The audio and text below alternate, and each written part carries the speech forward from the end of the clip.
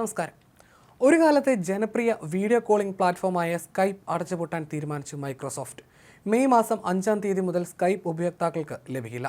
2003 പ്രവർത്തനം ആരംഭിച്ച സ്കൈപ്പിന്റെ സേവനം പഴയതുപോലെ ജനപ്രിയമല്ലെങ്കിലും 36 ദശലക്ഷത്തിലധികം ആളുകൾ തങ്ങളുടെ സുഹൃത്തുക്കളുമായും കുടുംബാംഗങ്ങളുമായും സഹപ്രവർത്തകരുമായും ബന്ധപ്പെടാൻ ദിവസവും സ്കൈപ്പിന്റെ സേവനം ഉപയോഗിച്ചതായി മൈക്രോസോഫ്റ്റ് അവകാശപ്പെടുന്നു.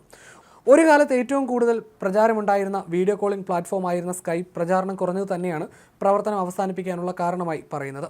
ഇതുവരെ പുറത്തുവരുന്ന റിപ്പോർട്ടുകൾ അനുസരിച്ച് ഈ വർഷം മെയ് 5 വരെ മാത്രമാണ് സ്കൈപ്പ് പ്രവർത്തിക്കുക. 2003 സ്വീഡനിൽ നിന്നുള്ള നിക്ലാസ് സെൻസ്ട്രോം, ഡെൻമാർക്കുകാരനായ ജാനസ് ഫ്രിസ് എന്നിവർ ചേർന്നാണ് സ്കൈപ്പിന് തുടക്കമിട്ടത്. എസ്റ്റോണിയക്കാരായ അഹട്ടി ഹെൻല, പ്രീഡ് കസെസ്ലു, ജാൻ ടെല്ലിൻ, ടോവിയാനസ് എന്നീ ഡെവലപ്പർമാർ ചേർന്നാണ് സ്കൈപ്പ് സോഫ്റ്റ്വെയർ വികസിപ്പിച്ചത്. IP അധിഷ്ഠിത വീഡിയോ കോൾ സേവനമായിരുന്നു ഇത്. പിന്നീട് 2005 ഇവയെ Skype ഏറ്റെടുക്കുകയായിരുന്നു.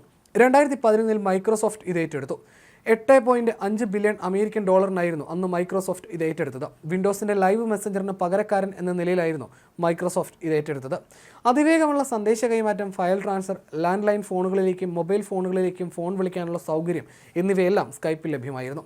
Desktop, mobile, video, game console പ്ലാറ്റ്ഫോമുകളിലെല്ലാം ഇത് ലഭ്യമായി. ഇന്റർനെറ്റ് വഴിയുള്ള ആശയവിനിമയത്തിൽ വലിയ വിപ്ലവമായിരുന്നു സ്കൈപ്പ് സൃഷ്ടിച്ചത്. ഇത് സൗജന്യമായാണ് നൽകിയിരുന്നത് എന്നതായിരുന്നു ശ്രദ്ധേയം. സാധാരണ ഫോൺ ശൃംഖലയിൽ അന്താരാഷ്ട്ര ഫോൺ വിളിക്കുന്നതും വീഡിയോ കോൾ ചെയ്യുന്നതും വലിയ ചെലവായിരുന്ന കാലത്താണ് സ്കൈപ്പ് സൗജന്യ സേവനം വാഗ്ദാനം ചെയ്തുകൊണ്ട് രംഗത്ത് വന്നത്. നേരിൽ കണ്ട് സംസാരിക്കാൻ ഇന്നത്തെ അതിവേഗ ഇന്റർനെറ്റും വാട്സപ്പും മറ്റ് ആപ്പുകളും വ്യാപകമാകുന്നതിന് മുമ്പ് അന്യനാട്ടിലുള്ള ഉറ്റവരെ നേരിൽ കണ്ട് സംസാരിക്കാൻ ആളുകൾ ഉപയോഗിച്ചിരുന്നത് സ്കൈപ്പ് ആയിരുന്നു. വാട്സപ്പ്, ഫേസ്ബുക്ക്, മെസ്സഞ്ചർ പോലുള്ള ആപ്ലിക്കേഷനുകൾക്ക് പ്രചാരം ലഭിച്ചതോടെ വീഡിയോ കോൾ സേവനങ്ങൾ ആളുകൾക്ക് കൂടുതൽ സുഗമമായി. 2017 ചില മാറ്റങ്ങൾ സ്കൈപ്പിൽ കൊണ്ടുവന്നെങ്കിലും അവയൊന്നും കാര്യമായി ഫലം കണ്ടില്ല.